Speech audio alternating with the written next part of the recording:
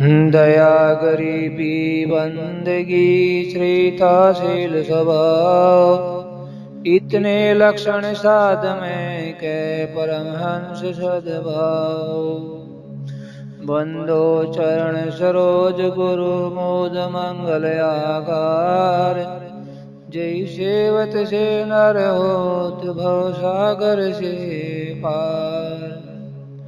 बोल जयकारा बोल मेरे श्री गुरु महाराज की जय, सतगुरुदेव भगवान की जय। सतगुरु प्रेमियों, हर जिज्ञासु की ये शिकायत रहती है कि हम कितना भी उपाय करें लेकिन मन एकाग्र नहीं होता। इसके लिए श्री सतगुरुदेव भगवान फरमाते हैं कि मन मैले सब कुछ मैला, मन मैले सब कुछ मैला, तन धोतिया मन अच्छा न होई, पूछो ब्रह्मा नारद वेदव्यासे कोई। सतगुरु प्रेमियों, जैसे साफ सुथरा लैंप जगाकर रखा जाए, उसकी चिमनी भी नहीं हो और वह साफ हो,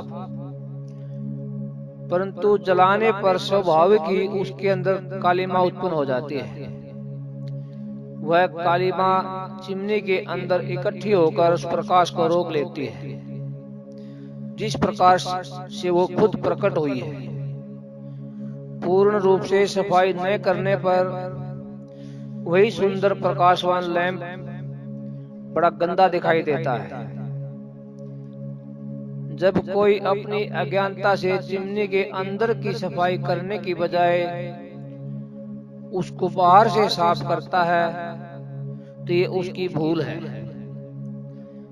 शुरुआत में लैंप की सारी सामग्री स्वच्छ थी, तेल, लैंप, बत्ती और चिमनी सब नई थी, लेकिन प्रकृति ने अपना प्रभाव दिखाया, उसके कारण कालिमा प्रकाशित हो गई।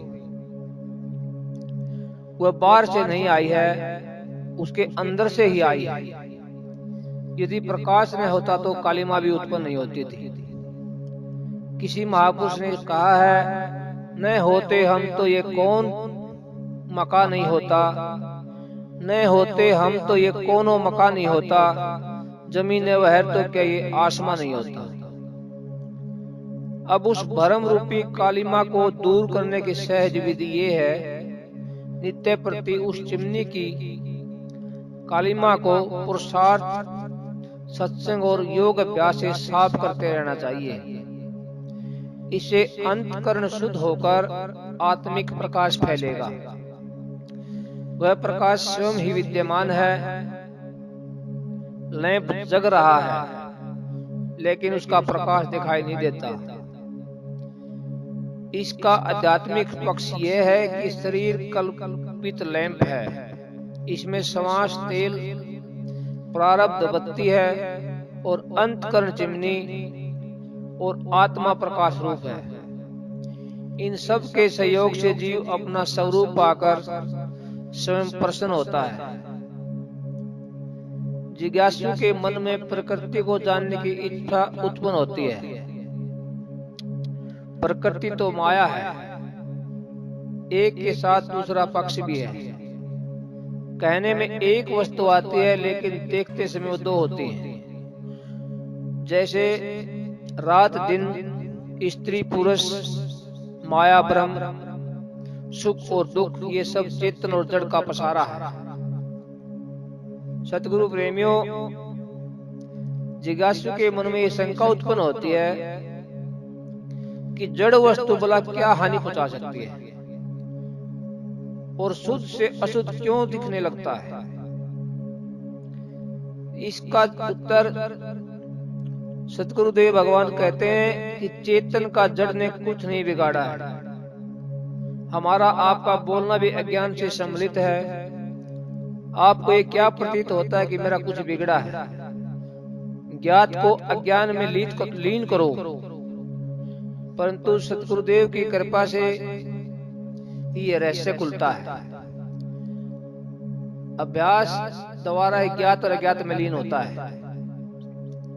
पहले अपने स्वरूप को देखिए, वही अज्ञात है। पहले आप अपने आप मिटाना सीखो। वर्तमान समय में सिनेमा का कार्य आरंभ हो गया है।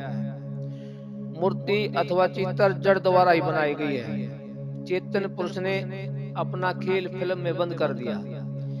यही माया जड़ है। अब बिजली के द्वारा प्रोजेक्टर ने एक चेतन मिस्त्री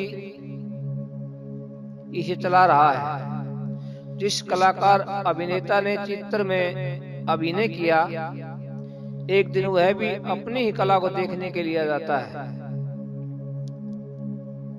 स्वयं ही वह प्रसन्न होकर अपना दिल बहलाता है। बस भ्रम का नाम ही माया है और ये दुख का कारण है। अपनी फैलाई हुई माया को समेट लेने से आप एक हो जाओगे। विचारवान व्यक्ति इस सकल ब्रह्मांड में एक चेतन सत्ता को ही देखते हैं।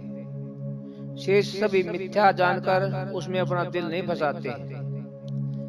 जैसे विश्वामित्र जी ने वशिष्ठ जी के 100 पुत्र मार डाले, परंतु वशिष्ठ जी को इसका बड़ा तनिक भी दुख नहीं हुआ। वे सदा उस अजन्मा आत्मा को हृदय में देखा करते थे। पुत्रों के माया रूपी शरीर की मृत्यु के कारण कभी भी अपने दिल में दुखी नहीं हुए।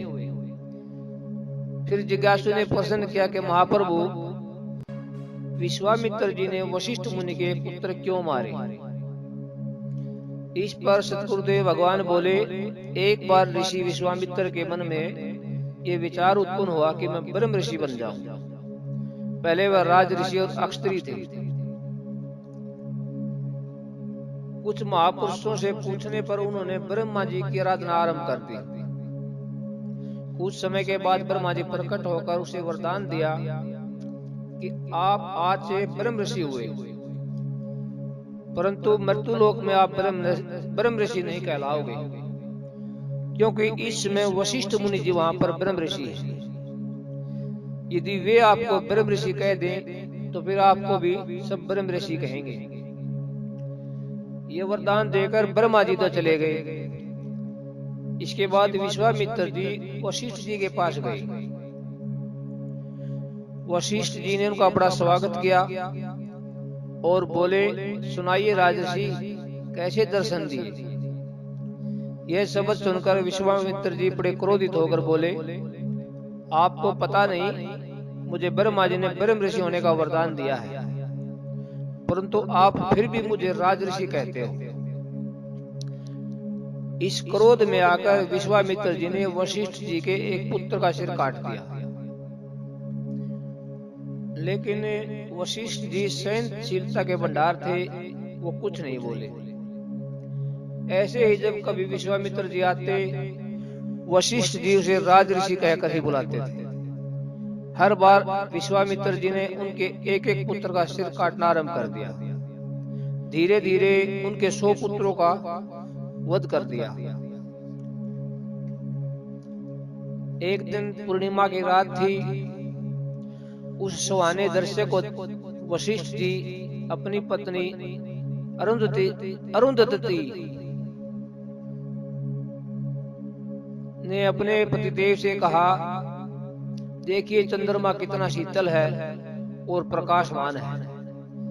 यह शब्द सुनकर वशिष्ठ जी बोले, जितनी शीतलता विश्वामित्र जी में है, भला चंद्रमा में क्या होगी? उस समय विश्वामित्र जी उनके आश्रम के बाहर टहल रहे थे। जब उन्होंने वशिष्ठ जी के ये प्रेम भरे वचन सुने, दिल से बड़े लज्जित हुए कि धन्य है वशिष्ठ जी, जिनके 100 पुत्र मेरे हाथ से मारे गए, फिर भी क्रोधित न होकर मेरी प्रशंसा कर रहे। धिक्कार है मेरे इस जीवन पर। उसी समय 5 शस्त्र छोड़कर विश्वामित्र जी ने वशिष्ठ जी के चरणों में जाकर दंडवत प्रणाम किया। तो वशिष्ठ जी बोले, आइए ब्रह्म ऋषि जी, कैसे दर्शन दिए? विश्वामित्र जी ने बड़ा हैरान होकर कहा, प्रभु, आपने मुझे पहले ब्रह्म ऋषि क्यों नहीं कहा? वशिष्ठ जी ने उत्तर दिया, भाई, जैसा हम आपको देखेंगे वैसा ही कहेंगे।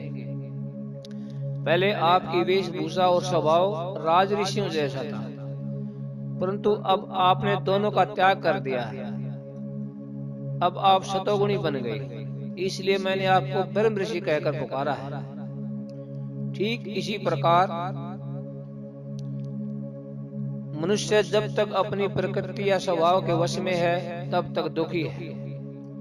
जब वह स्वभाव को अपने वश में कर लेता है तब सभी कल्पनाएं नष्ट हो जाती हैं, फिर वह सुखी हो जाता है। सतगुरु प्रेमियों, मन के एकाग्र न होने की शिकायत हम सदैव करते रहते हैं। संध्या पूजा पाठ करने पर भी मन शांत नहीं होता। इससे सिद्ध होता है कि या तो ईश्वर नाम में इतना बल नहीं रहा है, अथवा वो भजन ही और है जिससे मन वशीभूत हो। क्या यह बात मानने के योग्य है कि भजन किया जाए और मन एकाग्र न हो? इस पर कबीर जी का कथन है, माला तो कर में फिरे जीभ फिरे मुखमाई, माला तो कर में फिरे जीभ फिरे मुखमाई, मनुआ तो दे दिशि फिरे ये तो सिमरण नहीं। जो लोग जीव द्वारा जाप करते हैं उनका मन कभी वश में नहीं होता, क्योंकि मन सूक्ष्म है, परंतु जाप और जीव दोनों स्थूल है। स्थूल और सूक्ष्म में बहुत भेद है। मन के संकल्प केवल योग समाधि द्वारा समाप्त होते हैं। सुरती को शब्द में लीन करने से ही सब कार्य सिद्ध होंगे। नाम सर्वभूत प्राणियों का आधार है, नाम का निवास जीव के अंदर है। संत महापुरुषों का कथन है, नो निधि अमृत प्रभु का नाम, देई में तिसका विश्राम। सत्य नाम का निवास परावाणी में है। ईश्वरीय नाम व्यापक है, जहाँ नाम भी है वहाँ नाम अवश्य होगा। नाम पूर्ण सदगुरु द्वारा ही प्राप्त हो सकता है। पहले गुरुदेव सतुल रूप से उस नाम को बताएंगे जिस नाम की आवाज बाद में अंदर से आएगी। परम संत कबीर जी कहते हैं, सतगुरु ऐसा कीजिए पड़े निशाने चोट, सिमरन ऐसा कीजिए जीभ हिले न होठ। आगे चलकर कबीर जी फिर कहते हैं, आसन मारे क्या हुआ जो मरी न मन की आस, आसन मारे क्या हुआ जो मरी न मन की आस, तेली केरा बैल जो घर ही कोस 50। इस प्रकार तेली का बैल कोल्लू के चारों ओर घूमता रहता है। उसे अपने दिल में बड़ा विश्वास होता है कि आज मैंने बहुत यात्रा कर ली, न जाने मैं कहां पहुंच गया हूं, थकावट भी बहुत हो चुकी है। लेकिन जब आंखों से पट्टी हटाई जाती है तो वह देखकर बड़ा दुखी होता है कि मैं तो यहीं खड़ा हूं। बस यही दशा इस जीव की है, जो अनेक प्रकार के पूजा पाठ, व्रत, नियम, माला मंत्र का आश्रय लेता है, परंतु गुरु के बिना ये सब कर्म बेकार है, क्योंकि ये शुभ कर्म मनमति से किए गए। इनसे मानसिक शांति नहीं मिलती है, अहंकार बढ़ जाता है।